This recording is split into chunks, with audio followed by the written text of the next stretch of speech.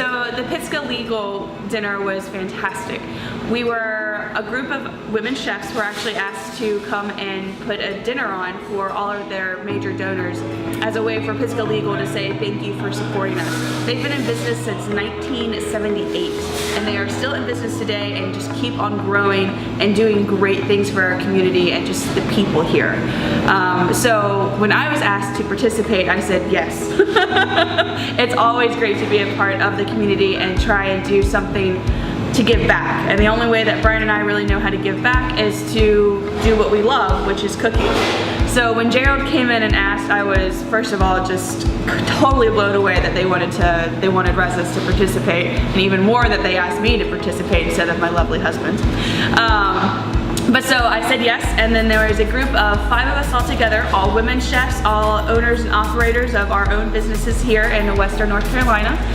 We have Susanna from Owl Bakery, we have Susie with Gypsy Queen, Sarah who has her own pop-up right now in S&W Cafeteria, and Michelle from Smoky Park Supper Club.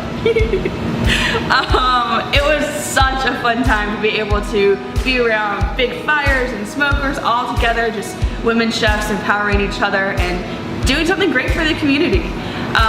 We had a huge spread of everything from fish to meat to vegetables, a huge bounty of just great, awesome vegetables from all around here that were actually donated, so that's even better. So thank you to the farms and other people for all those donations. Residents, I did a appetizer, an entree, and a side. So we began off with a appetizer of a smoked trout tagine. So we took trouts and then we put a cure on them with our tagine spice that we make in-house, and sugar and salt, and cured those for 2 days.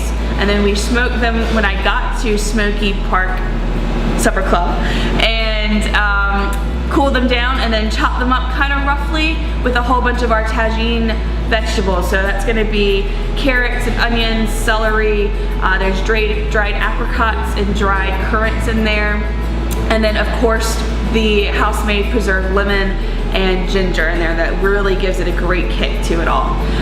Those were served on top of za'atar lavash that we made in-house as well, and it was delicious and hopefully a big hit with everyone else and all the donors. And then our dinner was just an old-fashioned, delicious Italian meatball that I actually make for my husband and myself, and sometimes family meal, it just kind of depends. They're really homey and just delicious, and a tomato gravy. And then my side dish was a autumn succotash, so we use local beans, local corn, local tomatoes, and of course local basil.